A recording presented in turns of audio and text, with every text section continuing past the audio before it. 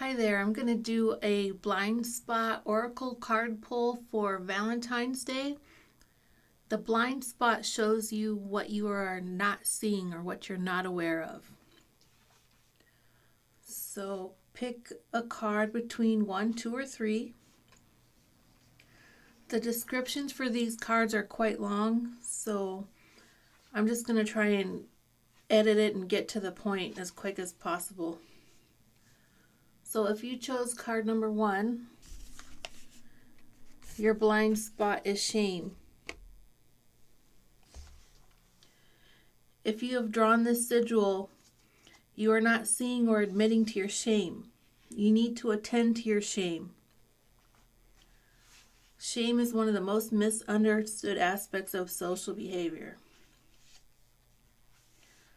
Shame is an instinctual reaction to push yourself away from yourself. The number one need of the human ego is to see itself as good and to have others see it as good. Shame is all about seeing oneself as bad and having other people see us as good. The number one enemy to the human ego is shame. Badness in our human society is linked to blame and fault. Recognize that relative to this situation, you may be blaming yourself for something. That something may or may not have been your fault. Either way, that self-blame is coming from a baseline self-concept of shame. If you have drawn this sigil, you need to admit to your shame.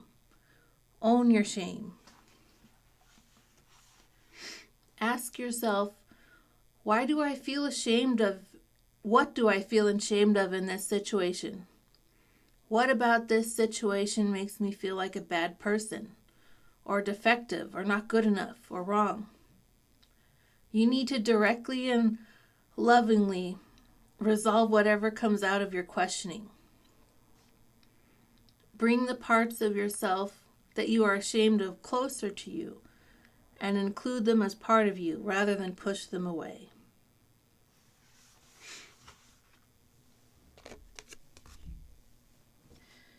If you chose card number 2,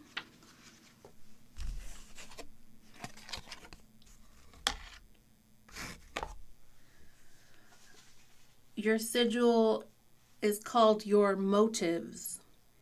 If you have drawn this sigil, you are not aware of your true motives in the situation at hand. In order to avoid the consequences of this blind spot, you're going to have to be brutally honest with yourself about your actual intentions, motives, and desires. You are going to have to do this even if it makes you feel as though you may be a bad person.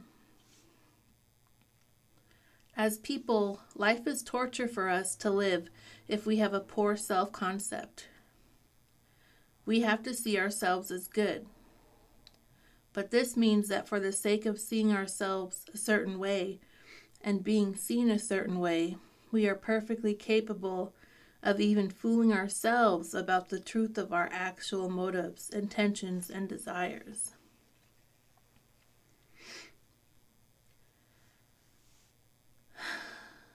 If we want to transcend this blind spot, we must be willing to feel shame. We must be willing to really admit to ourselves what our actual motives, intentions, and desires are. Even if doing so makes us see ourselves as bad or wrong. Otherwise, we are leading ourselves and others straight down the path of suffering.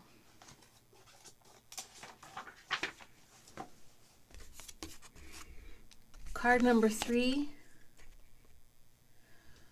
your sigil is coping. If you have drawn this sigil, you are currently coping. You are coping in a situation where you need to do something other than cope. To cope is to make a specific alteration mentally, emotionally, or physically so that you can manage or adapt to something that is causing you stress. A A coping mechanism is a specific procedure or process or technique which manages or allows you to adapt to stress. Some examples of coping mechanisms are addictive behaviors like binge eating, drinking, smoking, gambling, attacking, self-blaming, avoidance, escaping.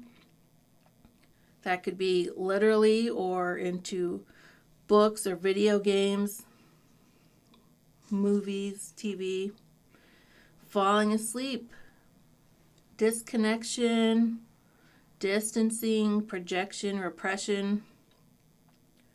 Stress is a serious business. A human being cannot thrive in an atmosphere of stress. When a human being goes into a state of distress, well-being immediately declines. And so it's only natural that we would want to make a change to this situation as quickly as possible. But you can't take the appropriate step between here and there. The lurking shadow underneath the denial is that the person who is in denial knows in some place inside themselves that they are lying to themselves. One of the most dangerous places for there to be denial is in a relationship. Denial in a relationship makes a relationship impossible. People may be in the same room physically, but they are in different realities completely. And usually the one who is not coping with denial is in torment because they are not just alone, they are alone in their pain. Ask yourself, what am I really afraid of that I might be in denial about right now? Make a list. Denial runs deep, but often it doesn't run deep enough to totally silence the little voice inside you warning you about the potential truth of an unpleasant reality.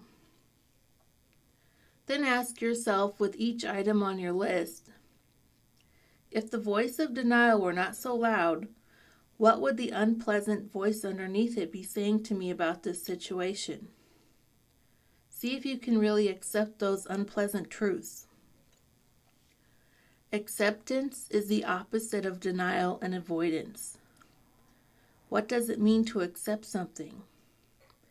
To accept is to recognize something as valid or correct. Doing this makes your being consent to receiving it and digesting it as truth instead of fighting to not acknowledge it and not take it in. Acceptance has nothing to do with condoning something or condemning something. It has nothing to do with whether you want to change something or not. It is simply about being able to acknowledge something as valid enough to let the acknowledgement in instead of fight to keep it out. If you have drawn this sigil, take a look at the situation and ask yourself, what am I unwilling to accept about this situation? Why am I unwilling to accept that? If I accept that, what would it mean, or what bad thing would happen? Thank you for watching.